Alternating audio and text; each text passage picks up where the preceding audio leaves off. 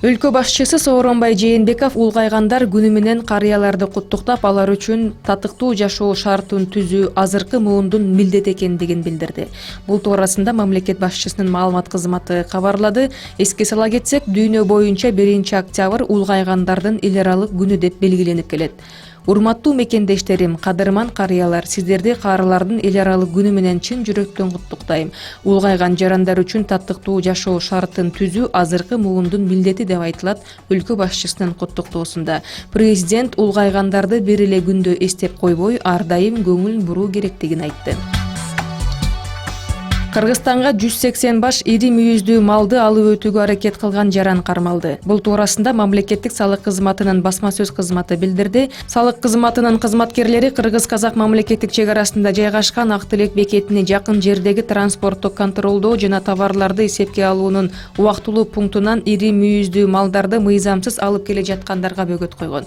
180 баш ири мүйүздүү малды ташыган унаалар кармалган. Импорттоочулардын салыктык каттоо жөнүндөгү салык органынын маалымкаты жана башка документтери болгон эмес.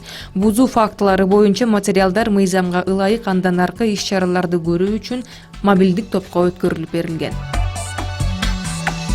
2018 жылдын сентябрь айына салыштырмалуу быйыл республика боюнча уйдун эти орточо 16 сомго кымбаттаган, же 5% жогорулады. Бул тууралуу Улуттук статистика комитети билдирди.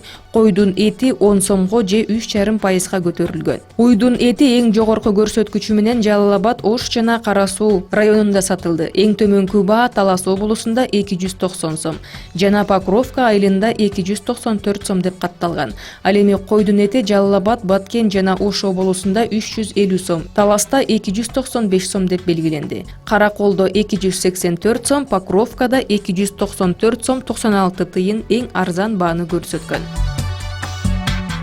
Кечээ Лейлек районундагы кыргыз-тажик чек арасында Достук деп аталган көпүрө салтанаттуу түрдө ачылды. Маалым болгондой, иш-чарага өкмөттүн Баткен облусундагы ыйгарым укуктуу өкүлү Акрам Мадумаров жана Тажикстандын Согди облусунун жетекчиси, ошондой эле эки өлкөнүн жергиликтүү тургундары катышты. Бул көпүрөнүн ачылышы эки элдин достугун бекемдөөгө шарт түздү. Кыргыз-тажик аксакалдары элди ынтымакка чакырып батасын беришти.